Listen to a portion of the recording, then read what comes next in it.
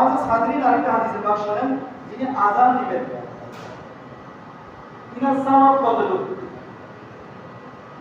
হযরত আবু উমামা আল-বাহিলি রাদিয়াল্লাহু তাআলা আনহু হাদিস বর্ণনা দিচ্ছেন। তিনি বলছেন, আন্না নবী সাল্লাল্লাহু আলাইহি ওয়াসাল্লাম বলেন, রাসূল পাক সাল্লাল্লাহু আলাইহি ওয়াসাল্লাম ইরশাদ করেছেন, ইউগফারু লিল মুআযযিনিনা মুদ্দা সাওতিহি।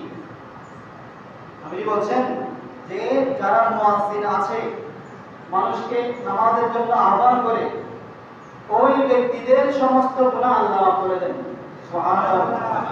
সমস্ত গুনাহ কি হয়ে যায়? মাফ হয়ে যায়। তারপর সওয়াব কতটুকু?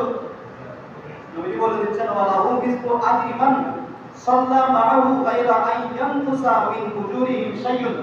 আমার নবী বলেন, ওই মুয়াজ্জিনের আযান শুনে যে বান্দা নামাজ আদায় করতে এসেছে, ওই বান্দা নামাজ পড়ে সওয়াব পাবে না? নামাজ পড়লে সওয়াব আছে না নাই? সওয়াব আছে না নাই? আছে। আমার নবী বলেন, ওই মুয়াজ্জিনের আযান শুনে যে বান্দা নামাজ পড়বে, ওই বান্দা নামাজ পড়ার কারণে আল্লাহ তাকে যে সওয়াব দান করবেন, যে ব্যক্তি আযান দিয়েছে মুয়াজ্জিন, এই ব্যক্তি নামাজ পড়ে যত সওয়াব, মুয়াজ্জিন নামাজের জন্য ডেকেও তত সওয়াব পাবেন। সুবহানাল্লাহ। নামাজের জন্য ডাকলেও কি তত সওয়াব? নামাজ পড়ে আপনি নামাজ পড়ে যত সওয়াব পাচ্ছেন, তাহলে আমরা আজকে যারা নামাজের জন্য এসেছি, আজকে মসজিদ পড়ে যারা বলতে হবে না, প্রত্যেকটা মানুষ মুয়াজ্জিনের আযান শুনে নামাজের জন্য আসবে।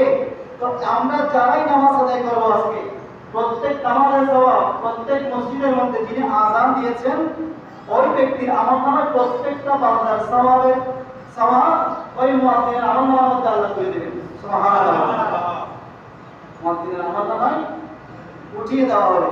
কাজ কতক্ষণ? 2 মিনিট আযান দিলে, 2 মিনিট, 2 মিনিটের 3 মিনিট, 2 মিনিট 3 মিনিট, কিন্তু আপনি সওয়াব পাচ্ছেন অগণিত। আমাদের মসজিদে না, এখানে 100-200 মানুষ, 300, যারা যেগুলো বড় বড় জামাত আছে, মানুষের কোনো কিকুল কিনারা নাই, শেষ নাই, গণনার বাইরে। তাহলে ওইখানে যারা আযান দিবে, যারা নামাজ পড়বে, নামাজ পড়ে যত সওয়াব পাবে, যিনি আযান দিবেন উনি সেই পরিমাণ সওয়াব পাবেন। সুবহানাল্লাহ। আমাদেরকে একবার হলেও আযান দেওয়ার তৌফিক দান করুন। সবাই বলুন আমিন।